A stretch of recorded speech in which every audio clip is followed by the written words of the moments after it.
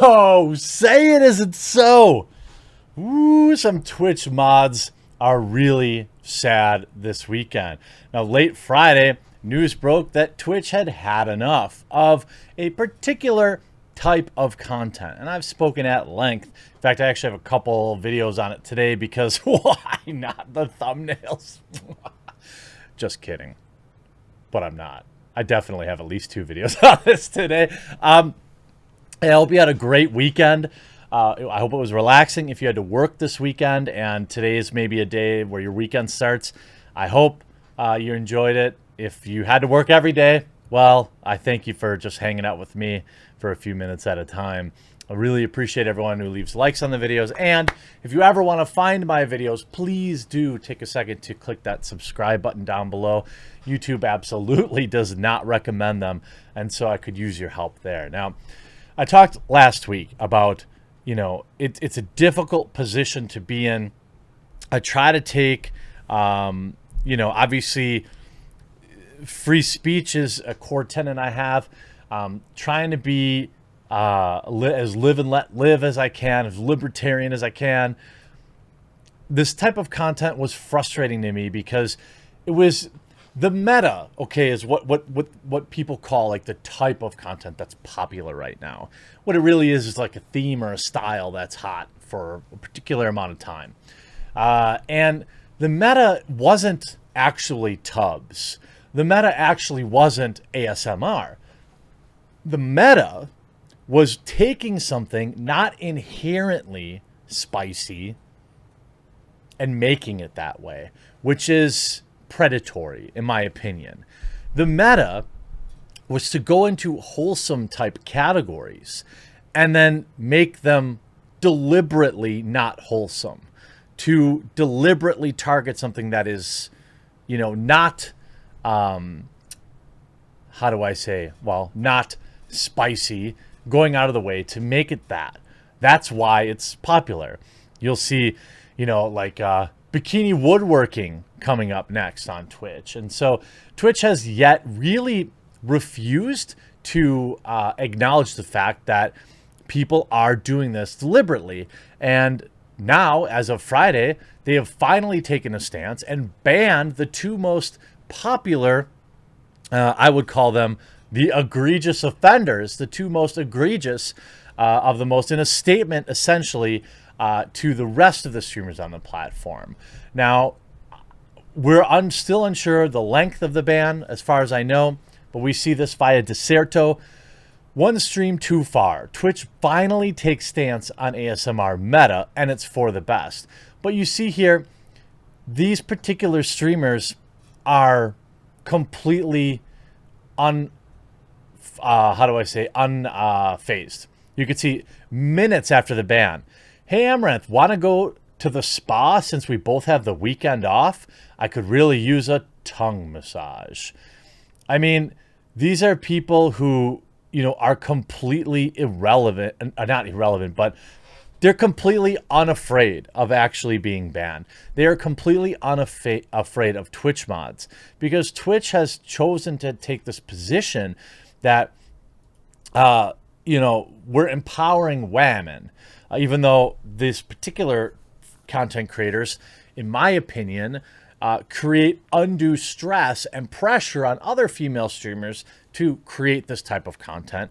What they're doing is they're artificially creating a demand for content and demand on other women on the platform to create, to spicify themselves, to make themselves, to take what is PG and make it MA. That's what is happening. So if you really cared about women, you'd look at that kind of unspoken pressure and then all the creeps that they have to deal with now because, well, you're attracting more creeps. Twitch is taking a stance against the ASMR meta on the platform by banning 2 of the biggest creators, Amouranth and Indiefoxx. However, it could be a sign of not just the future meta, much like the tub streams before it, but the future of the site as a whole. Twitch made it known on June 18th, at least for the next few days, ASMR streams are under the microscope. They did so by banning 2 of the platform's biggest streamers, Amouranth and Indiefoxx, combined have over 4 million viewers, with tens of thousands tuning into streams of them licking a microphone while wearing leggings. It led to a boom in popularity in the ASMR category, which grew from around 14,000 average viewers to 20,000. That's not really that much more. And climbing in less than a week. We're now in the top 30 stream categories in Twitch and likely would have continued rising if not for the bans. Among the memes and bewilderment, it's easy to forget the quote legitimate ASMR streamers. I agree.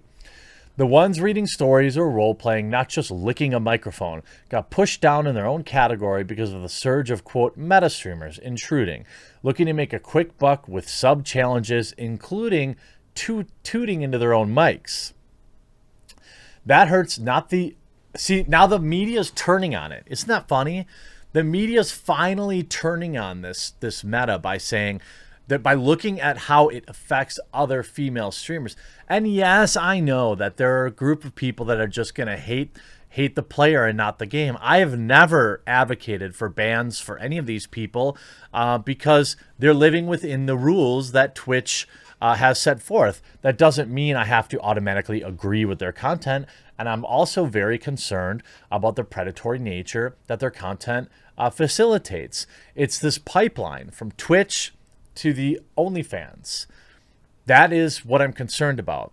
I'm concerned that young men create and form toxic relationships with females, thinking that women will do whatever I want if I just give them $5. Now, of course, there are a million other sites that facilitate this type of toxic relationship building, and it's not as if these two women created it. But the question is this what Twitch wants to be known for? While these streams are relatively small in comparison to large gaming streams or large streamers on the platform, this is still what Twitch is known for. Nobody talks about, I don't know. I don't watch streamers very often. Shroud and his numbers. They talk about this garbage. And then, the Shroud clips that get popular, him talking about this. Or, Ludwig or Mizkif talking about this. Asmongold. The clips of Asmongold, the most popular ones in the past few days, are not him playing World of Warcraft. They're him roasting Twitch. This hurts not only the individual creators, but the platform itself. When the narrative is dominated with scandalous headlines, it's a PR nightmare. Twitch showed with these bans, they're willing to take back ground, but they need to draw the line in the sand. A much needed crackdown as an out-of-control category. Someone needs to say the quiet part out loud. These streams are problematic for Twitch. The content has always towed the suggestive line, which is something the Amazon owned platform has tried to block and now just ignores. That's not to say streamers like Amouranth and Indiefoxx don't have a place on the platform. However, the constant chasing of the next big trend led to this implosion. It was a step too far. This via Deserto, by the way, written by Andrew Amos. The ASMR category and the platform was spiraling out of control. Twitch needed to take back their narrative, and they might have done it with the bans, but it's not enough. Regardless of what pundits think, Twitch's biggest streamers took issue with the new meta. Mizkif, Summit, Asmongold were all in disbelief. Some would add rightfully so about the content these streamers were pushing on the platform. By not taking a solid enough stance against the tub meta, Twitch left themselves vulnerable to the new one rising up. Asmongold wrote, Twitch wrote themselves into a corner by saying they won't punish perceived attractiveness of streamers who make obviously spicy content. Smaller broadcasters who got banned over menial things would isolate the ASMR streams as something Twitch should be focusing more on. It happened with tub streams too, and it sets an ugly precedent for mods to look the other way when it comes to the quote untouchables. Was the content suggestive? If you ask almost everyone, they would say yes. Now Twitch is agreeing with that sentiment for the time being. Well, I mean, look at the camera angle, for crying out loud. And I mean, come on. I'm not being like an incel here. I mean, this content is clearly suggestive. Now, if Twitch wants to allow this, then fine. You know what you do? You bury this content in its own category, and then you don't advertise there. And I'm going to talk later about an impending adpocalypse on Twitch because of these two women. Much like how they slowed down tub streams by pushing streamers into the new category outside of just chatting, the new ASMR trend could be going the same way. A new category could be made. Twitch will just be hands off again. Now, the reason the tub streams were, what people forget is, or they overlook, is the deviousness of putting those tub streams in the just chatting section. Okay. If, you know, it shows a nefarious goal of being lumped, putting spicy content against somebody doing a fishing stream, or somebody doing a woodworking stream, or somebody literally just chatting. Being in a tub, for example, is not inherently a spicy thing, but going in that tub and for $10 jumping up and down, that is, and that's exactly what was happening. What they complete with what needs to happen, though, is Twitch needs to give some clarity to the streamers who deserve to know exactly why they were banned and what they can do to avoid it in the future. However, they need to give it to the community too. You see Asmongold saying, looks like all the, quote, ASMR streamers are getting banned. Cool, but until Twitch is willing to call a spade, they'll just come back with a new meta instead. Curious to see what happens now. My expectations are very low. And that's what I mean. Like, what Zach stops short of saying here is, you know, these women are abusing a loophole and being predatory.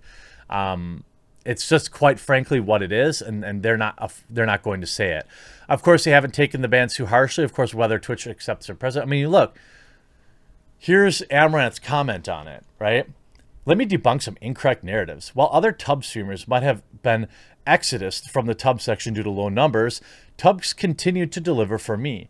We were still averaging 12 to 14K viewers. They actually reinstated ads, and my ad dollars in the tub section after personal adpocalypse was resolved, or resolves were actually higher than before, at close to $2,000 a day. Even during the height of the tub meta, I was making time for ASMR at least twice a week. But in many ways, I built ASMR up on Twitch more than anyone else. Wow, nice. When I logged off from ASMR, the previous recent debacle, it would cause the next highest ASMR streams to go up to 400 to 600 viewers. There's your discovery. Wow, how very humble of you. I did not leave the tub section due to demonetization or any other reason. I have and continue to include ASMR. So many tourists. My mistake was obviously pushing it too far, so you admit it. I will say that I have always been cautious, and although it is widely seen that I, quote, pioneered the tub activities or ASMR shenanigans, so she calls it shenanigans anyway, I actually waited 2 months from the sideline, seeing that Twitch's lack of moderation against the tub meta as a tacit bona fide of the category before dipping my toes in. With ASMR meta and crazy yoga poses, believe it or not, I watched 2 other girls doing it to the tune of 2,000 to 5,000 views without any bans for months before I folded the activity into ASMR, creating the infamous ASMR meta. I like how she's just, yeah, this is all me. Those other streamers are still unbanned and continue to do it. My sin was in inaction as a sign of tacit acceptance, and then blowing the top of the secret and hitting 30,000 viewers. I will reform. I bet if we polled ASMR artists on Twitch, they overwhelmingly would vote for me not to abandon streaming in it the way I used to nightly. I literally did the lion's share of the work, putting the category on the map nightly. I don't think so. I don't think other ASMR artists would beg for you to stay there. I don't think that they view what you do as ASMR. But that's just me. I'm interested to hear your comments in the comment section down below. If you haven't yet, please do hit that red subscribe button before you leave. It's the only way you'll find my videos. We'll talk to you again real soon.